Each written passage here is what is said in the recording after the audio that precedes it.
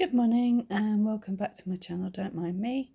My name's Diana, and today, as we're coming into Halloween season, I thought I would talk about the origins and traditions of Halloween. So I hope you like it. Okay. Halloween is a holiday celebrated each year on October the 31st. The tradition originated with the ancient Celtic festival of Samhain, when people would light bonfires and wear costumes to ward off ghosts. In the 8th century, Pope Gregory III designated November the 1st as a time to honour All Saints. Soon All Saints' Day incorporated some of the traditions of Samhain. The evening before was known as All Hallows' Eve, and later Halloween. Over time, Halloween evolved into a day of activities like trick-or-treating, carving pumpkins, festive gatherings, donning costumes, and eating treats.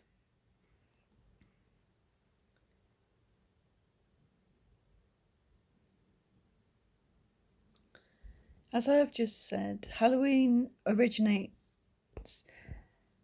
dates back to the ancient Celtic festival of Samhain. The Celtics, who lived 2,000 years ago, mostly in the area that is now Ireland, the United Kingdom and northern France, celebrated their new year on November the 1st. This day marked the end of summer and the harvest, and the beginning of the dark, cold winter, a time of year that was often associated with human death. Celtics believed that on the night before the new year, the boundary between the worlds of the living and the dead became blurred. On the night of October the 31st, they celebrated Samhain, when it was believed that the ghosts of the dead returned to earth. In addition to causing trouble and damaging crops, Celts thought that the presence of the otherworldly spirits made it easier for the Druids or Celtic priests to make predictions about the future. For a people entirely dependent on the volatile natural world, these prophecies were an important source of comfort during the long, dark winter. To commemorate the event, Druids built huge sacred bonfires where the people gathered to burn crops and animals as sacrifices to the Celtic deities. During the celebration, the Celts wore costumes typically consisting of animal heads and skins, and attempted to tell each other's fortunes.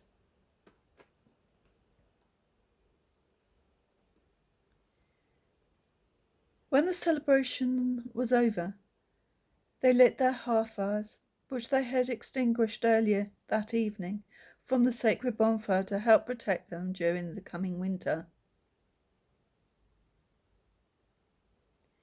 By AD 43, the Roman Empire had conquered the majority of Celtic territory. In the course of the 400 years that they ruled the Celtic lands, two festivals of Roman origin were combined with the traditional Celtic celebration of Samhain. The first was Feralia, a day in late October when the Romans traditionally commemorated the passing of the dead. The second was a day to honour Pomona, the Roman goddess of fruit and trees. The symbol of Pomona is the apple, and the incorporation of this celebration into Samhain probably explains the tradition of bobbing for apples that is practiced today on Halloween.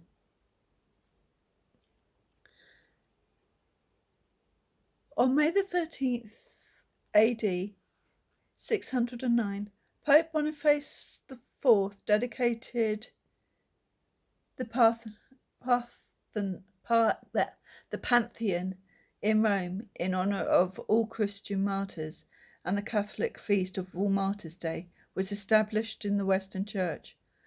Pope Gregory III later expanded the festival to include All Saints as well as All Martyrs, and moved the observance from May the 13th to November the 1st. By the 9th century, the influence of Christianity had spread into Celtic lands, where it gradually blended with and supplanted older Celtic rites. In AD 1000, the Church made November the 2nd All Souls' Day, a day to honour the dead. It's widely believed today that the Church was attempting to replace the Celtic festival of the dead with a related Church-sanctioned holiday. All Souls' Day was celebrated similarly to Samhain, with big bonfires, parades, and dressing up in costumes as saints, angels, and devils. The All Saints' Day celebration was also called All Hallows or All Hallowmas. From Middle English, All Hallowmas means All Saints' Day, and the night before it, the traditional night of Samhain in the Celtic religion, began to be called All Hallows' Eve and eventually Halloween.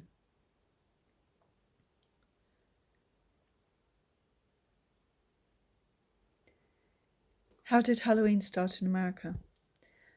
The celebration of Halloween was extremely limited in colonial New England because of the rigid Protestant belief systems there. Halloween was much more common in Maryland and the southern colonies. As the beliefs and customs of different European ethnic groups and the American Indians meshed, a distinctly American version of Halloween began to emerge. The first celebrations included play parties, which were public events held to celebrate the harvest. Neighbours would share stories of the dead, tell each other fortunes, dance and sing. Colonial Halloween festivities also featured the telling of ghost stories and mischief-making of all kinds. By the middle of the 19th century, annual autumn festivities were common, but Halloween was not yet celebrated everywhere in the country. In the second half of the 19th century, America was flooded with new immigrants. These new immigrants, especially the millions of Irish fleeing the Irish potato famine, helped to popularise the celebration of Halloween nationally. The history of trick-or-treating. Borrowing from European traditions, Americans began to dress up in costumes and go house to house asking for food or money, a practice that eventually became today's trick-or-treat tradition. Young women believed that on Halloween they could divine the name or appearance of their future husband by doing tricks with yarn, apple parings, or mirrors. In the late 1800s, there was a movie in America to mould Halloween into a holiday, more about community and neighbourly get-togethers than about ghosts, pranks and witchcraft. At the turn of the century, Halloween parties for both children and adults became the most common way to celebrate the day. Parties focused on games, foods of the season and festive costumes. Parents were encouraged by newspapers and community leaders to take anything frightening or grotesque out of the Halloween celebrations. Because of these efforts, Halloween lost most of its superstitious and religious overtones by the beginning of the 20th century.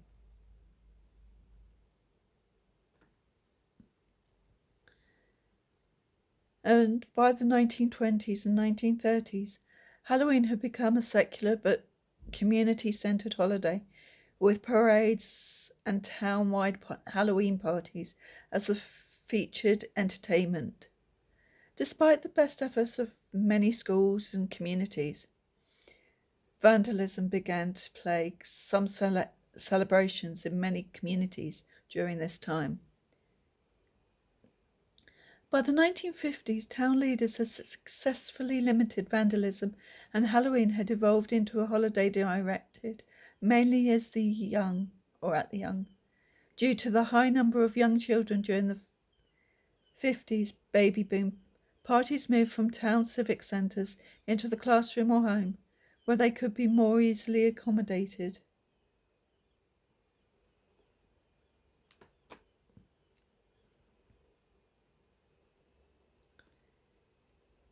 Between 1920 and 1950, the centuries-old practice of trick-or-treating was also revived. Trick-or-treating was a relatively inexpensive way for an entire community to share the Halloween celebration. In theory, families could also prevent tricks being played on them by providing the neighborhood children with small treats. Thus, a new American tradition was born, and it was continued to grow. Today, Americans spend an estimated $6 billion annually on Halloween, making it the country's second largest commercial holiday after Christmas.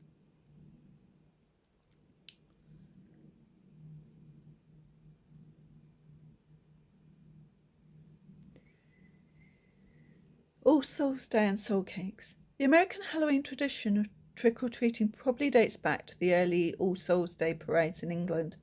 During the festivities, poor citizens would beg for food and families would give them pastries called soul cakes in return for their promise to pray for the family's dead relatives.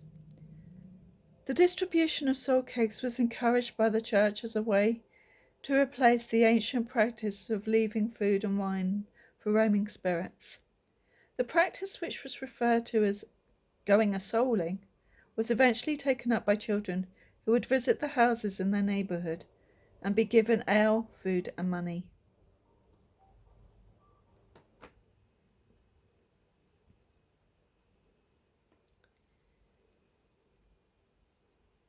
The tradition of dressing in costume for Halloween has both European and Celtic roots. Hundreds of years ago, winter was an uncertain and frightening time.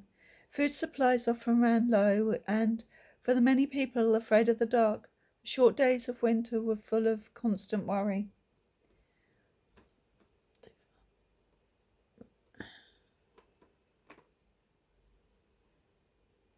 On Halloween, when it was believed that ghosts came back to the earthly world, people thought that they would encounter ghosts if they left their homes.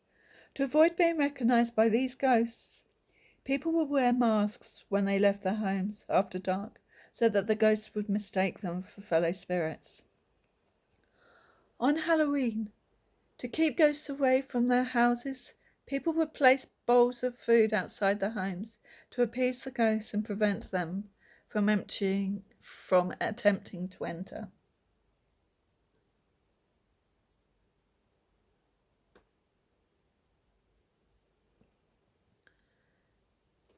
Halloween has also been a holiday filled with mystery, magic and superstition. It began as a Celtic end of summer festival during which people felt especially close to deceased relatives and friends. For these friendly spirits, they set places at the dinner table, left treats on doorsteps and along the side of the road, and lit candles to help loved ones find their way back to the spirit world. Today's Halloween ghosts are often depicted as more fearsome and malevolent, and our customs and superstitions are scarier too. We avoid crossing paths with black cats, afraid that they might bring us bad luck. This idea has its roots in the Middle Ages, where many people believed that witches avoided detection by turning themselves into black cats. We try not to walk under ladders for the same reason. This superstition may have come from the ancient Egyptians, who believed that triangles were sacred. It also may have something to do with the fact that walking under a leaning ladder tends to be fairly unsafe. And around Halloween, especially, we try to avoid breaking mirrors, stepping on cracks in the road, or spilling salt.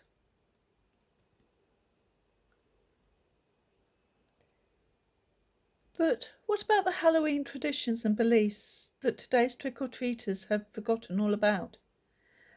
Many of these obsolete rituals focused on the future instead of the past, and the living instead of the dead. In particular, many had to do with helping young women identify their future husbands and reassuring them that they would someday, with luck, by next Halloween, be married. In 18th century Ireland, a matchmaking cook might wear a ring in her mashed potato on Halloween's night, hoping to bring true love to the diner who found it.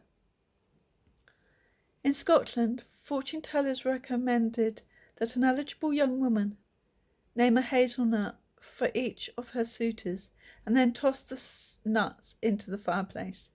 The nut that burned to ashes rather than popping or exploding, the story went, represented the girl's future husband. In some versions of this legend, the opposite was true. The nut that burned away symbolized a love that would not last. Another tale had it that if a young woman ate a sugary concoction made out of walnuts, hazelnuts, and nutmeg before bed on Halloween night, she would dream about her future husband. Young women tossed apple peel over their shoulders, hoping that the peels would fall on the floor in the shape of their future husband's initials. Tried to learn about their futures by peering at egg yolks floating in a bowl of water, and stood in front of mirrors in darkened rooms, holding a candle and looking over their shoulders for their husbands' faces. Other rituals were more competitive. At some Halloween parties, the first guest to find a burr on a chestnut hunt would be the first to marry. At others, the first successful apple bobber would be the first down the aisle. Of course, whether we're asking for romantic advice or trying to avoid 7 years bad luck, each one of these Halloween superstitions relies on the goodwill of the very same spirits whose presence the early Celts felt so keenly. I hope you like that. And the fact that Halloween is actually only a few weeks away, I thought it was quite a good time to tell the story. As I say, I hope you liked it, and leave your comments down below. And until next week, when I'll read probably another story, then I will hopefully see you then. Please like, subscribe, so that you know when I next post, and be kind to everyone, and love you loads. Bye.